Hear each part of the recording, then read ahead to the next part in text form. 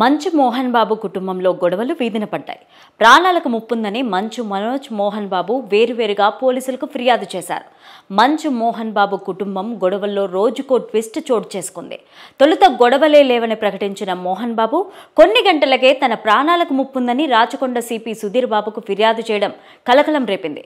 తనపైన గుర్తు తెలియని వ్యక్తులు దాడి చేశారని మంచు మనోజ్ పహాడీ షరీఫ్లో కంప్లైంట్ ఇచ్చారు. అసలు మంచు ఫ్యామిలీలో గొడవలకు కారణమేంటి? ఆస్తుల వివాదమా, ఇతర కారణాలున్నాయా? ఒకసారి తెలుసుకునే ప్రయత్నం చేద్దాం.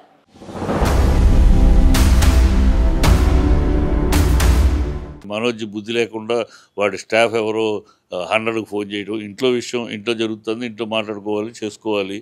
అది వాడు గబుక్కుని వాడు ఎవడో ఫోన్ చేయటం, పోలీసులు రావటం, ఆ తర్వాత ఈడు బుద్ధి లేని కడుపుకు అన్నం తినేమాట కాకుండా నడవడానికి అడ్డమైనట్టు తండ్రిని పట్టుకుని మోహన్ బాబు అంతు చూస్తాను అంటాం. మోహన్ బాబు అంతు చూస్తాను దీంతో మీడియాకి బాగా ఒక ఆహారం అయిపోయింది. తప్పితే మోహన్ బాబు అంతు చూస్తా అంటాను మనోజ్ గడి కడుపుకు అన్నం తినే మాటైనా ఒక తండ్రిని పట్టుకుని ఏకవచనంతో మోహన్ బాబు అంతు చూస్తాను అంటున్నాడు. వాడు అన్నం తింటున్నాడు, కడుపుకు అశుద్ధం తింటున్నాడు, వాడు బుద్ధి లేని మాటలు, అందువల్ల ఇంత రచ్చ అయింది. మంచు మనోజ్ తనపైన దాడి జరిగిందని డిసెంబర్ 8న 100కు డయల్ చేశారు. పహాడీ షరీఫ్ పోలీసులు మోహన్ బాబు ఇంటికి వెళ్లారు.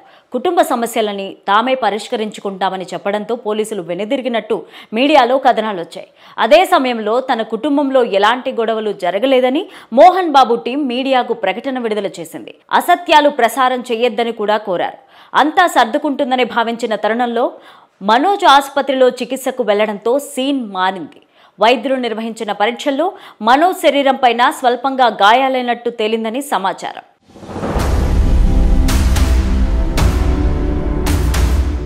ఈ గొడవ విషయం తెలుసుకున్న మోహన్ బాబు కూతురు లక్ష్మీ ప్రసన్న ముంబై నుంచి డిసెంబర్ 9న హైదరాబాద్కు వచ్చారు. ఈ గొడవలపైన కుటుంబ సభ్యులతో ఆమె చర్చించారు. 2 గంటలకు పైగా చర్చించిన తరువాత ఆమె తిరిగి వెళ్లిపోయారు.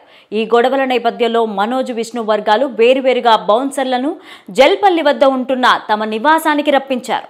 తమ బౌన్సర్లను ఇంట్లోకి రాకుండా విష్ణు వర్గీయులు అడ్డుకున్నారంటూ మనోజ్ తెలిపారు.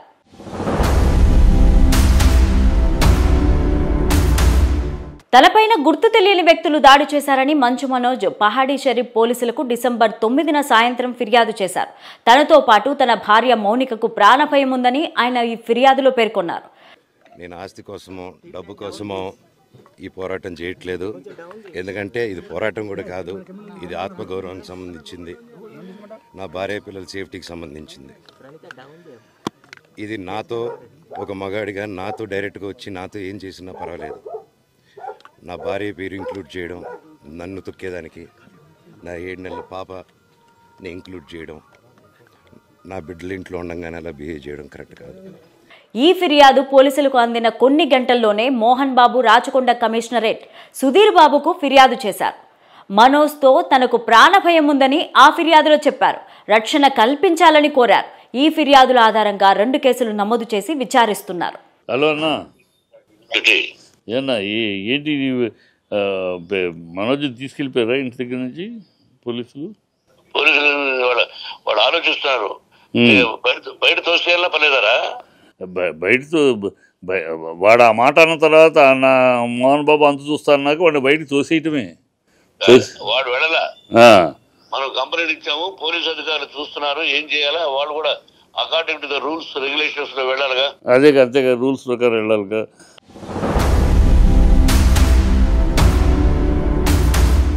దుబాయ్లో ఉన్న మంచు, విష్ణు డిసెంబర్ 9న హైదరాబాద్కు వచ్చారు. ఎయిర్పోర్టుకు మోహన్ బాబు వెళ్లి విష్ణును ఇంటికి తీసుకెళ్లారు. ఫ్యామిలీ సమస్య ఇది త్వరలోనే పరిష్కారం అవుతోందని మంచు, విష్ణు ఆశాభావం వ్యక్తం చేశారు. మరోవైపు ఏ కుటుంబంలో అయినా అన్నదమ్ముల మధ్య గొడవలుంటాయని, తమ కుటుంబంలో కూడా అదే జరిగిందని మోహన్ బాబు చెప్పారు. ఈ వివాదాన్ని పరిష్కరించుకుంటామని ఆయన తెలిపారు.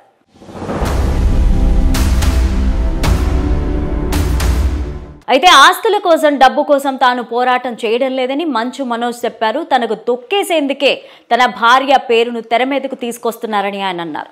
పోలీసులు ఏకపక్షంగా వ్యవహరిస్తున్నారని మనోజ్ ఆరోపించారు. ఈరోజు పోలీస్ దగ్గరికి నేను వెళ్ళి ప్రొటెక్షన్ అడిగాను. నేను మొన్న వచ్చి అడిగినప్పుడు మీకు అన్ని ఎవిడెన్స్లు ఇస్తాను, ఎస్ఐ గారు ఇక్కడి నుంచి వచ్చి నేను ఇస్తాను సార్ ప్రొటెక్షన్ చూపించాను, బౌన్సర్లు అందరూ అక్కడ దాక్కున్నారని చూపించాను. అది కొంచెం చూసి ఓకే సార్ మీరు ధైర్యంగా ఉండండి, మేము ఎక్కడికి వెళ్ళట్లేదని చెప్పి మాట్లాడి పారిపోయారు. ఇప్పుడు కానిస్టేబుల్స్ వచ్చి అందరినీ నా మనుషులను అందరినీ భయపించి ఇప్పుడు వాళ్ళ పేర్లు తీసుకొని బెదరగొట్టి మా మనుషులు పంపించేసి వేరే బాడీ గార్డ్ లోపల పంపించున్నారు సార్.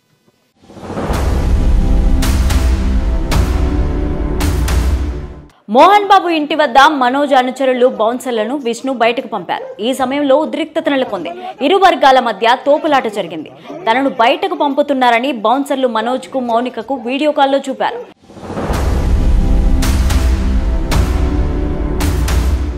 కొంతకాలంగా మంచు విష్ణు మనోజ్ల మధ్య గొడవలు జరుగుతున్నాయని ప్రచారం సాగుతోంది.